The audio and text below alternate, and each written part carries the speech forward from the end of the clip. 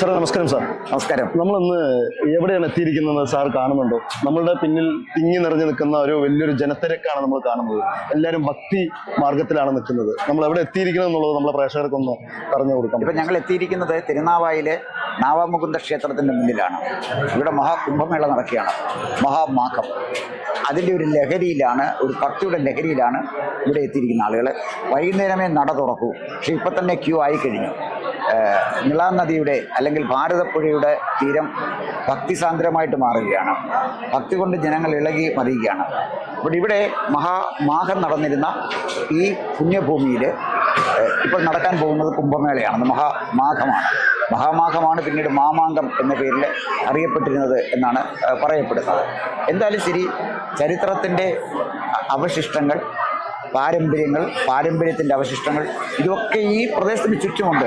ഒരു കാലഘട്ടത്തിൽ ആത്മീയത നിറഞ്ഞു നിന്ന ഒരു സ്ഥലം, ഒരു കാലഘട്ടത്തിൽ കേരളത്തിൻ്റെ രാഷ്ട്രീയം നിയന്ത്രിച്ചിരുന്ന ഒരു സ്ഥലം, മറ്റൊരു കാലഘട്ടത്തിൽ നമ്മുടെ സാംസ്കാരിക ഭൂമികയായി നിലനിന്നിരുന്ന ഒരു സ്ഥലം. അത്തരം ഒരു സ്ഥലത്താണ് ഞങ്ങൾ നിൽക്കുന്നത്. നാവാമുകുന്ദ ക്ഷേത്രത്തിൻ്റെ മുന്നിലാണ്. അവിടെ താഴെ നിളാ നദിയുടെ തീരത്തെ പ്രത്യേക കൽപ്പടവുകളൊക്കെ കെട്ടിയിരിക്കുന്ന നമുക്ക് കാണാം. തീർത്ഥാടകരായിട്ട് കുറേ സഹോദരിമാർ ഇവിടെ വന്നിട്ടുണ്ട്. അവരെ എവിടെ നിന്നാണ് വരുന്നത്, എന്താണ് അവരെ കുംഭമേളയിലേക്ക് ആകർഷിച്ചത് എന്ന് പ്രിയപ്പെട്ട പ്രേക്ഷകർക്ക് വേണ്ടി ചോദിക്കാനാണ് ഞാൻ ആഗ്രഹിക്കുന്നത്. എന്താ സഹോദരിയുടെ പേര്? ഞങ്ങള് കോഴിക്കോട് മാങ്കാവ് കച്ചേരിക്കൊന്നും വരികയാണ്. ഓരോരുത്തരും ഓരോ ലളിതാമൃതത്തിൽ എല്ലാവരും ഒന്നിച്ചാണോ വന്നത്? ഗ്രൂപ്പിന്റെ എത്രയാണ്? ഓക്കെ. അപ്പൊ ഇവര് നിരവധി ആളുകളുണ്ട്. അതിനെക്കുറിച്ച് വിശദമായിട്ട് പറയുമല്ലോ. ഞങ്ങളെ കൂടി കഴിഞ്ഞിട്ട് വരാം. കോഴിക്കോട് കുന്നമംഗലത്തു നിന്നാണ് ഞങ്ങൾ വരുന്നത്.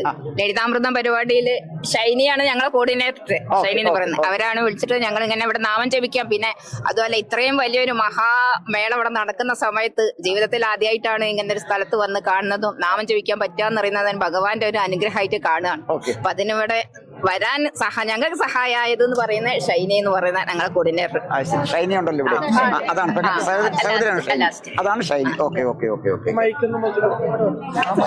മൈക്ക് അങ്ങോട്ട് കൊടുക്കാം. അതാണ് ഷൈനി, കോർഡിനേറ്റർ. ഷൈനിയുടെ നേതൃത്വത്തിലാണ്. ഞങ്ങള് അഭിലാഷ് ചേർന്ന ഒരാള് ദുബായിൽ ഇല്ലതാണ്. അവര് ലളിതാ സഹസ്രനാമം സാധാരണ ജനങ്ങളിൽ എത്തിക്കാൻ വേണ്ടിയിട്ട് ഒരു പഠനവേദി ഉണ്ടാക്കിയതാണ്. ചെലവൊന്നുമില്ലാതെ എല്ലാവർക്കും ഓൺലൈൻ ക്ലാസ് ആയിട്ട് ഈ പഠനവേദി ഞങ്ങൾ ഇതിപ്പോ 9ാമത്തെ വർഷമാണ് ഇത് കൊണ്ട് നടക്കുന്നത്. അപ്പൊ ഇങ്ങനെ എല്ലാ സംരംഭം വരുമ്പോൾ നമ്മളെ ആചാര്യനെ അറിയിച്ച് അവര് നമ്മളെ അറിയിക്കും. അപ്പം കന്യാകുമാരി മുതൽ കൊല്ലൂർ മൂകാംബിക വരെ ലളിതാ സഹസ്രനാമത്തിന്റെ പഠനങ്ങളുണ്ട്. എല്ലാവരും ഇന്ന് ഇവിടെ വന്നു. നാമജപം 500ഓളം ആണുങ്ങളും വനിതകളും കൂടി പല സ്റ്റേറ്റിൽ നിന്നും വന്നവരും എല്ലാവരും ഉണ്ടായിരുന്നു. 2 മണിക്ക് ഞങ്ങൾക്ക് നാമജപത്തിന് സൗകര്യം തന്നു. നമ്മളത് അരമണിക്കൂറിനെ കൊണ്ട് നാമജപം കഴിക്കാറുണ്ട്. ഇപ്പം അങ്ങനെയാണ് ഈ കുംഭമേളയിൽ എല്ലാവർക്കും വരാനും ഇങ്ങനെ ഒരു ഈ വേദി അവസരം ഉണ്ടായതും അമ്മയുടെയും ഭഗവാന്റെയും ഒരു അനുഗ്രഹം. അപ്പൊ ഇനി നമ്മളെ ഈ നിള ആരതി കഴിഞ്ഞേ മടങ്ങുള്ളൂ, അതിനായിട്ട് കാത്തിരിക്കുകയാണ്. കുംഭമേളയെ കുറിച്ച് എന്താണ് ഒരു അനുഭവം പറയാനുള്ളത്? കുംഭമേളയെ പറ്റിയിട്ട് അനുഭവം നവമുകുന്ദ ക്ഷേത്രത്തിൽ കയറി തൊഴുതോ? ശിവനും ബ്രഹ്മാവും ഒരുപോലെ സ്ഥിതി കൊള്ളുന്ന ഒരു കൂടി ഞങ്ങളോട് പറഞ്ഞു തന്നു. ശിവക്ഷേത്രത്തിൽ പോയപ്പോ ഞങ്ങൾ നന്ദി ഭഗവാനെ കണ്ടില്ല. അപ്പൊ നന്ദി ഭഗവാനെ കാണുന്നത് നമ്മള് ഗണപതി ഭഗവാന്റെ മുന്നിലാണ്. അപ്പം ഈ ഐതിഹ്യം പറഞ്ഞു. അതെന്താണ് ഐതിഹ്യം? അത് അവര് പറയുന്നത് ശിവനും ബ്രഹ്മാവും ഇവിടെ വലിയ മഹായാഗം നടക്കുമ്പോ നന്ദി ലേറ്റായി വരാൻ വേണ്ടിയിട്ട്. അപ്പോൾ നന്ദി വന്നിരുന്നപ്പം നന്ദിനോട് പറഞ്ഞു കുറച്ച് പിറകിലേക്ക് മാറിയിരിക്കാൻ വേണ്ടിയിട്ട് പറഞ്ഞു.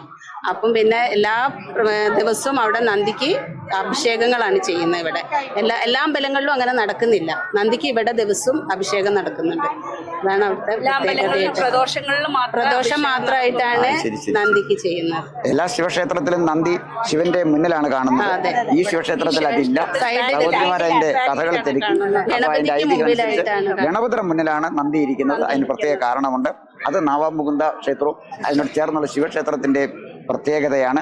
ഇനിയും പ്രിയപ്പെട്ട പ്രേക്ഷകരോട് വരുമ്പോൾ ഇവർ പറഞ്ഞ ഈ കാര്യങ്ങളൊക്കെ നേരി കാണാനുള്ള അവസരം കിട്ടും. ഒരുപാട് നന്ദിയുണ്ട്. Okay, thank you. ഇവിടെ ഞങ്ങൾ മഹാമണ്ഡലേശ്വർ ആനന്ദവനം സ്വാമിജിയെ കണ്ടു. വളരെ തിരക്കിനിടയിൽ അദ്ദേഹം ചില കാര്യങ്ങൾ ജനഭൂമി പ്രേക്ഷകർക്ക് വേണ്ടി ഞങ്ങളുമായിട്ട് പങ്കുവച്ചു. ഇനിയും വൈകുന്നേരം നിള ആരതിയുണ്ട്, അത് വൈകുന്നേരമാണ്. ഞങ്ങളുടെ ബാക്കിൽ കാണുന്നത് ഇത് നാവാമുകുന്ദ ക്ഷേത്രമാണ്. തൊട്ടപ്പുറത്ത് നിളാനദിയാണ്. നിളാനദിയുടെ തീരത്തെ ഈ പുണ്യഭൂമിയിൽ ഞങ്ങൾ എത്തിയിരിക്കുകയാണ്. അങ്ങ് പറയുന്നത് നമ്മൾ പുണ്യഭൂമിയിൽ എത്തിയിരിക്കുകയാണ്. അപ്പൊ ഈ പുണ്യഭൂമി തിരുനാവായ എന്ന് പറഞ്ഞ സ്ഥലം ഒരു പുണ്യഭൂമിയായി മാറിക്കഴിഞ്ഞു. അപ്പൊ സ്വാഭാവികമായിട്ടും എന്താണ് ഈ കുംഭമേളയുടെ പ്രത്യേകത? കുംഭമേള എന്ന് പറയുന്നത് ഉത്തരേന്ത്യയിൽ കുംഭമേള നടക്കുന്ന 12 വർഷത്തിലൊരിക്കലാണ്. ഇവിടെ അങ്ങനെ തന്നെ ചെയ്യുന്നതാണ് നമ്മൾ ആനന്ദവനം സ്വാമിജിയിൽ നിന്ന് മനസ്സിലാക്കിയത്. എന്നാൽ എല്ലാ വർഷവും മഹാമാഘം ഇവിടെ ആഘോഷിക്കും. ഇതിന്റെ പ്രത്യേകത ബ്രഹ്മാവും മഹാവിഷ്ണുവും ശിവനും ഒരുപോലെ സാന്നിധ്യമുള്ള ഒരു ഭൂമിയായിട്ടാണ് കാണുന്നത്. ഋതുതർപ്പണം നടത്തുന്ന ഇവിടെ ഒരു ഋതുതർപ്പണം നടത്തിയാൽ, ബലികർമ്മം വിട്ടാൽ കാശിയുടെ തീരത്ത് 100 ബലിതർപ്പണം നടത്തുന്നതിന് തുല്യമാണെന്നാണ് വിശ്വസിക്കുന്നത്. കൂടുതൽ വാർത്തകളും വിശേഷങ്ങളും നേരിട്ട് ലഭിക്കാൻ ജനങ്ങളിൽ നിന്ന് ജനങ്ങളിലേക്ക് ജനഭൂമി ന്യൂസ് സബ്സ്ക്രൈബ് ചെയ്യൂ. ബെൽ ബട്ടൺ അമർത്താനും മറക്കരുത്.